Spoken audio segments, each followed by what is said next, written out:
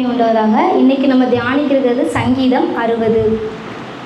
இது தாவீது ராஜாவினால ராக தலைவனுக்கு ஒப்புவிக்கப்பட்ட மிக்தாம் என்னும் சங்கீதம். இந்த சங்கீதத்தை தலைப்பிலே கொடுத்துருக்குது. தாவீது மெசோபொத்தோமியா தேசத்து சீரியரோடும் சோபா தேசத்து சீரியரோடும் யுத்தம் பண்ணின போது யோவாப் திரும்பி உப்பு பள்ளத்தாக்கிலே ஏதோமில் 12,000 பேரை வெட்டின போது அவங்களுடைய சாட்சியை விளக்கு விதமாக இந்த சங்கீதம் எழுதப்பட்டிருக்கு.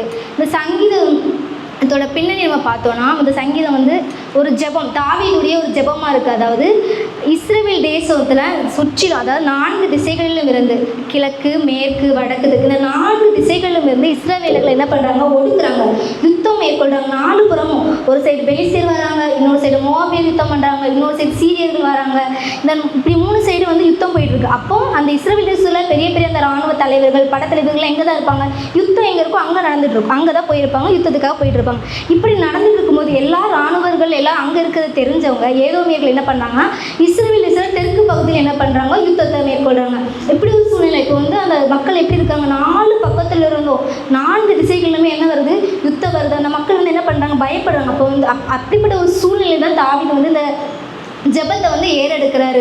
என்ன சொல்கிறாருன்னா, தேவனே நீர் எங்களை கைவிட்டீர், எங்களை சிதறடித்தீர், எங்கள் மேல் கோபமாக இருந்தீர், மறுபடியும் எங்களிடமாய் திரும்பிடணும் அப்படின்னு சொல்கிறாங்க. அந்த 4 பக்கமும் இருக்க யுத்தம் இருந்தோடனே அவருக்கு ஒரு பயம் வருது. ஃபஸ்ட்டு இப்போ நம்மளுமே நடந்து சும்மா போயிட்டு இருக்கும்போது திடீர்னு ஒரு ஆக்சிடென்ட் யாருக்கோ நடக்குன்னா நம்ம கண்ணுங்களாம் நடக்கும்போது நமக்கு என்ன இருக்கும், ஒரு பயம் இருக்கும், ஒரு நடுக்கம் இருக்கும், ஒரு திகில் இருக்கும். அதே மாதிரி இங்கே அவனுடைய ஜனங்கள் 4 பக்கம் என்ன பண்ணுறாங்க, கஷ்டப்படுறாங்க, துன்பப்படுறாங்க, துயரப்படுறாங்க, நெருக்கப்படுறாங்க. 4 சைடு யுத்தம் போர்க்களமாக இருக்குது. இதை பார்க்கும்போது தான் அவன் தாவீது தேவனை நோக்கி ஃபஸ்ட் என்ன பண்ணாரு, இரக்கத்தை வேண்டி ஜெபிக்கிறாரு. என்னுடைய ஜனங்களுக்கு இறங்குங்க, நீங்கள் எங்கள் மேலே எங்களை கைவிட்டீரோ அப்படின்னு நினச்சி அவர் ஜெபிக்கிறாரு. எங்களை சிதறடித்தீர், எங்கள் மேலே கோபமாக இருக்கிறீர், திரும்பி எங்களிடமா திரும்பி. மோசே சங்கீதம் 90 13 18 வாசிக்கலாமா?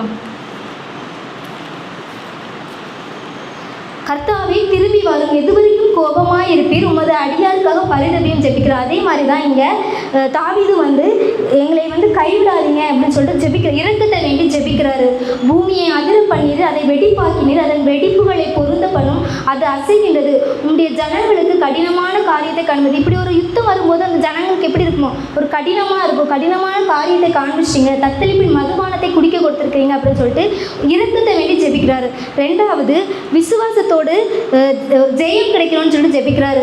4:5 வாசித்தோன்னா, சத்தியத்தின் நிமித்தம் ஏற்றும்படியாக உமக்கு பயந்து நடக்கிறவர்களுக்கு ஒரு கொடியை கொடுத்தீர், உமது பிரியர் விடுவிக்கப்படும்படி உமது வலது கரத்தினால் ரட்சித்து எனக்கு செவி கொடுத்தரும். இங்கே ஒரு விசுவாசத்தோடு ஜெபிக்கிறாரு. எப்படின்னா, உமக்கு பயந்து நடக்கிறவர்களுக்கு ஒரு கொடியை கொடுப்பேன். ஒரு கொடி எப்போ ஏற்றப்படும்னா, அந்த தேசத்தை நம்ம வென்று அதை சுதந்திரமாக கொள்ளும்போது தான் ஒரு கொடி ஏற்றப்படும். இங்கே யுத்தம் நடந்துக்கிட்டு இருக்கும்போது ஜெபிக்கிறார். இப்படி விசுவாசத்தோடு ஜெபிக்கிறார். இந்த கொடியை எங்களுக்கு கொடுத்தீர் அப்படின்னு சொல்லி விசுவாசத்தோடு ஜெபிக்கிறாரு. அடுத்தது, உமது பிரியர்கள், நாங்கள் உமக்கு பிரியமான பிள்ளைகள், உங்களுடைய வலது கரத்தினால் எங்களை ரட்சித்து நடத்துங்கன்னு சொல்லிட்டு ஜெபிக்கிறாரு. அடுத்து பார்த்தீங்கன்னா, அவங்க தாவீதுக்கு கொடுத்த வாக்குத்தத்தத்தை சொல்லி ஜெபிக்கிறாரு. 6-8 வரைக்கும் பார்த்தீங்கன்னா, அவர் கொடுத்த வாக்குத்தத்தம், தேவன் பரிசுத்தமானவர், சீகேமை பங்கிட்டு சுக்கோத்தின் பள்ளத்தாக்கை அளந்து கொள்ளுவேன், கீலேயாத் என்னுடையது, மனாசேயும் என்னுடையது, எப்ராயிம் என் தலையின் பலன், யூதா என் நியாயப்பிரமாணிகள், மோவாப் என் பாதபாத்திரம் அப்படின்னா அவங்களுக்கு கீழே இருக்கிறவங்க, அந்த இஸ்ரவேலர்களுக்கு கீழே அவங்க மாற்றப்படுவாங்க. ஏதோமின் மேல் என் பாதரட்சை எரிந்து போடுவேன். பாதரட்சை அப்படின்னா அந்த காலத்தில் ஒரு வழக்கு இருக்குது. எப்படின்னா, ஒரு இடத்த நம்ம சுதந்திரத்தை கொள்றோம். இப்போ நம்ம ஒரு இடத்த வாங்குகிறோம் அப்படின்னா அவங்க 2 பேரும் அவங்களோட பாதரட்சிகளை மாற்றிக்கொள்வாங்களாம். அதுதான் இங்கே சொல்லப்பட்டிருக்குது. ஏதோமின் மேல் என் பாதரட்சியை எரிந்து போடுவேன் அப்படின்னா அந்த ஏதோமின் எனக்கு சொந்தமாக்கி தருவீங்க அப்படின்னு சொல்லிக்கிறீங்க அப்படின்னு சொல்லிட்டு சொல்கிறார். அடுத்து, பெலிஸ்தியாவை என் நிமித்தம் ஆர்ப்பரித்தார்கள். இப்படி அவர் கொடுத்த வாக்குத்தத்தத்தை எல்லாம் சொல்லி ஜெபிக்கிறாரு. அதுக்கு அடுத்தது 8-9 அவர்கிட்ட ஒப்பு கொடுக்க, தேவனத்திலே ஒரு ஒப்பு கொடுக்க அப்படின்னா, அரணான பட்டத்துக்குள்ள என்னை நடத்தி கொண்டு போகிறவர் யார், ஏதோ மட்டும் எனக்கு வழிகாட்டுகிறவர், உண்மையாண்டி எனக்கு யார் இந்த அரணான பட்டத்தில் நடத்தி கொண்டு போவா, என்னை யார் வழிகாட்டும் அப்படின்னு சொல்லிட்டு ஒப்பு கொடுத்து ஜெபிக்கிறாரு. 10-11-12 பார்த்தீங்கன்னா, ஜெயம் கர்த்தருடையது, இக்கட்டில் கர்த்தர் எங்களுக்கு உதவி செய்யணும்னு ஜெபிக்கிறார். இங்கே இக்கட்டில் எங்களுக்கு உதவி செய்யும் மனுஷனுடைய உதவி விரோதா, மனுஷனுடைய உதவி அவர் நாடவே இல்லை. அவர் யார், ஒரு ராஜா, தாவீது ராஜா. அவர் நினச்சிருந்தா அவர் பக்கத்து நாட்டில் இருந்து என்ன பண்ணியிருக்கலாம், இராணுவர்களை அணைச்சிருக்கலாம்.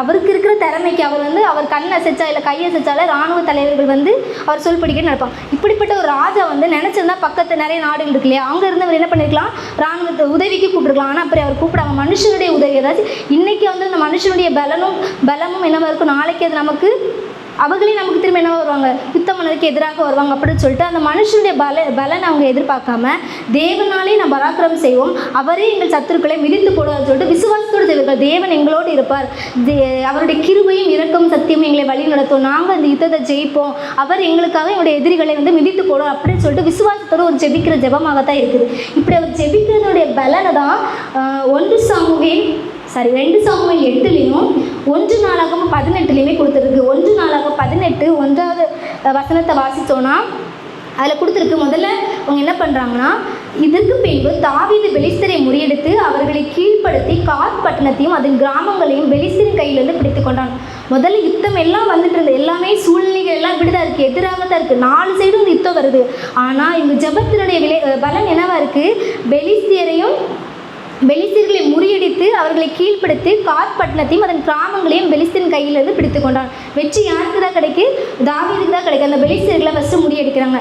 2வது பார்த்தோன்னா மோவாபியர், பெலிஸ்தர்கள் வந்து மேற்கேந்து வந்தவர்கள், கிழக்கிலிருந்து மோவாபியர் வந்தாங்க. மோவாபியர்களையும் என்ன பண்ணுறாங்க, முறியடிக்கிறாங்க. அந்த யுத்தத்தில் தாவீதை சேவித்து அவனுக்கு காணிக்கைகளை செலுத்தினாங்க.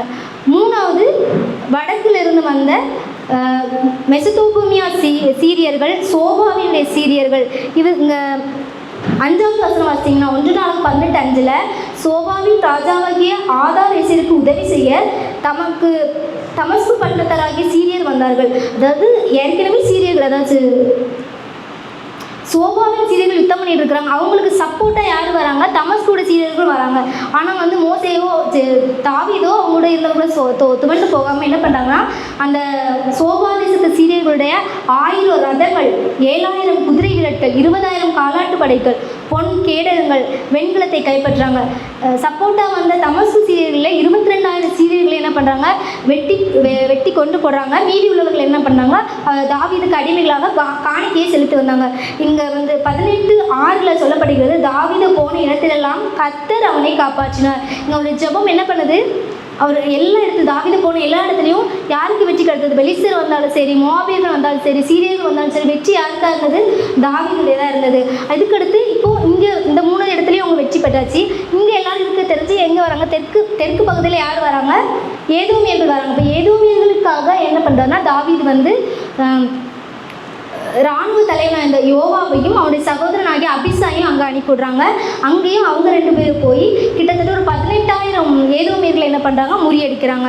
இப்படி தான் வந்து என்ன பண்ணுது, அந்த ஜெபத்துடைய பலன் இருந்தது. இப்போ நம்மளுடைய வாழ்க்கையிலும் தோல்விகள் இருக்கலாம், பிரச்சனைகள் இருக்கலாம், போராட்டங்கள் இருக்கிறான், 4 பக்கத்தில் இருந்து என்ன வரலாம், சோதனைகள் வந்து எல்லா நேரத்தில் நம்ம என்ன பண்ணக்கூடாது, துவண்டு போகாமல் கர்த்தரை நோக்கி விளப்புங்க. கர்த்தர் எனக்காக இரக்கம் செய்வான்னு சொல்லி நம்ம அவரை நோக்கி ஜெபிக்கும் பொழுது அவர் நமக்கு என்ன பண்ணுவார், விடுதலை கொடுப்பார். தாவீதோடு இருந்த கர்த்தர் நம்மளோட கூட இருந்து விடுதலை கொடுப்பார். நம்மளுடைய வாழ்க்கையில் கர்த்தர் ஜெயக்கொடி ஏற்றணும்னு சொல்லி ஜெபிங்க. உமக்கு பிரியமான பிள்ளை, உங்களுடைய வலது கரத்தினால் என்னை தாங்கி நடத்துங்கன்னு சொல்லி ஜெபிங்க. வாக்குத்தத்தம் செய்த கர்த்தர் கொடுத்த வாக்குத்தத்தத்தை சொல்லி தாவீது ஜெபிச்சிருக்காரு. நமக்கும் கர்த்தர் வந்து இந்த வருடத்தில் ஒரு வாக்குத்தத்தம் கொடுத்துருக்காரு, மாதத்தில் வாக்குத்தத்தம் கொடுக்குறாங்க, டெய்லி நம்ம ஒரு வாக்குத்தத்தை பார்க்குறோம். இந்த வாக்குத்தத்தங்கள் எல்லாம் சொல்லி ஜெபிங்க. வாக்குத்தத்தம் செய்த கர்த்தர் வாக்கு மாறாதவராக இருக்கிறார். இசப்பா என்னுடைய வாழ்க்கை இந்த வாக்குத்தத்தங்கள்லாம் கொடுத்துருக்கீங்க, என்னுடைய வாழ்க்கையை நிறைவேற்றுங்க அப்படின்னு சொல்லி ஜெபிங்க. ஆபிரகாமுக்கு கொடுத்த வாக்குத்தத்தத்தை நிறைவேற்றினவர். உன் சந்ததியை வானத்து நட்சத்திரங்களைப் போலும் கடற்கரை மணலை போலும் பெருக பண்ணுவேன்னு சொன்னார், நிறைவேற்றார். கானான் தேசத்தை சொந்தமாக கொடுப்பேன்னு சொன்னார், கொடுத்த வாக்குத்தத்தத்தை நிறைவேற்றார். நம்மளுடைய வாழ்க்கையிலும் வாக்குத்தத்தத்தை கொடுத்துருக்காங்க. அந்த வாக்குத்தத்தை சொல்லி ஜெபிங்க. உங்களுக்கு ஒரு பிரச்சனை வரும் பொழுது மனுஷனுடைய உதவியை நாடாமல் தேவனுடைய சமூகத்தில் தேவனை நோக்கி விண்ணப்பம் பண்ணும்போது கர்த்தர் உங்களுடைய எல்லா சூழ்நிலையிலிருந்து விலக்கி காத்துக்கொள்வார் என்று சொல்லி என்னுடைய வார்த்தை கடந்து போகிறேன். கர்த்தர் தாமே வார்த்தை ஆசீர்வதிப்பாராக. ஆமென்.